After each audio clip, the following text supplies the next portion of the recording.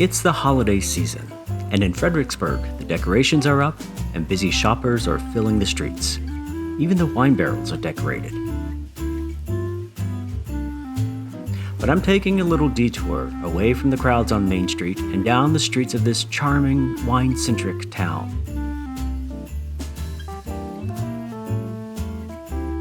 I'm meeting up with a friend of mine, Dana Carter, at Vintner's Hideaway, to get her advice on what wines to give as gifts.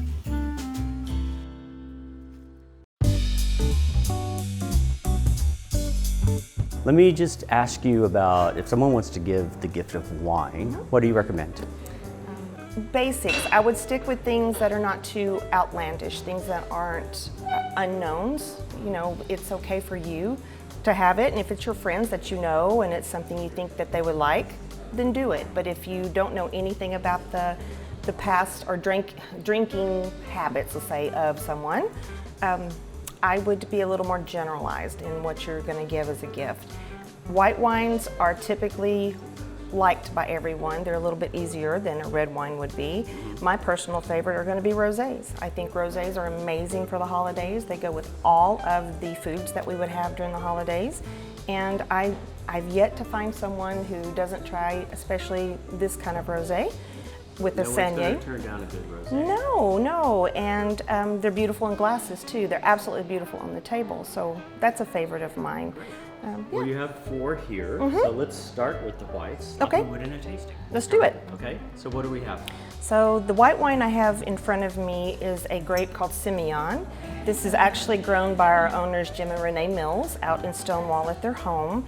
This is going to feel a little bit more like a Chardonnay would. So our Chardonnay drinkers that come in try this, and it's a familiar feel. Great. So they like the wine, and it's a beautiful food wine as well. This is San Antonio Rosé, and this is made from 2 Italian varietals called Montepulciano and Locero. And it's a Saignée method rosé, so there's a little more body to it and a little more flavor. And then I have a really fun Cellarat wine over here. It is a blend of Sangiovese and a little bit of a Petit Verdot in the wine. This is a very smooth, easy to drink crowd pleaser. This is another one if you don't want to go with the white or rosé. If you go with something that's not super heavy and super dry, people are going to tend to like it. It's very food friendly, plus it's just such a fun bottle with the rat on it. It's Clint Thomas, and his wines are fun. Why the rat? He started as a cellar rat. I usually ask with a wine, No. but why the rat?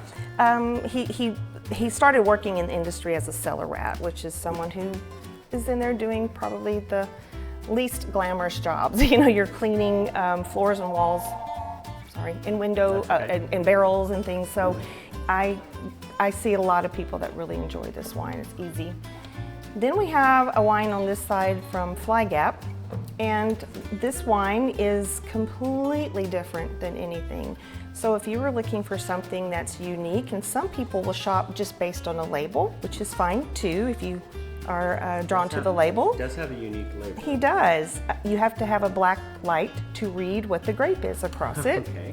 And he has opened a new tasting room in Mason and has some black lights built into his tasting room so that the labels are definitely going to make a little more sense when you're in his tasting room.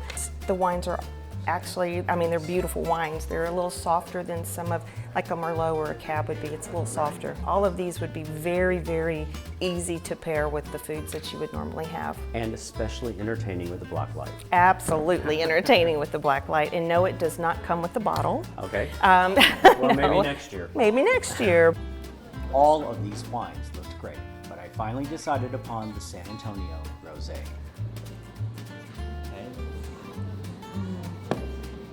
Rosés a lot of times are going to have that more strawberry and melon. There's a little bit of that in this wine, but also a lot of cranberry. That's why it's such a beautiful holiday wine. I can see that. And very herbal. You'll definitely can pick up sage and kind of thyme notes at the back. So it's amazing with stuffing and dressing. Yeah. Oh yeah, and it does hold up to It's a heavier rosé. Spicier flavors. Yes, and so many of our rosés in Texas, people don't realize they're dry. Yeah. That's the trend. Yeah, they're not there's no sweet. aftertaste at all. No. That's really good.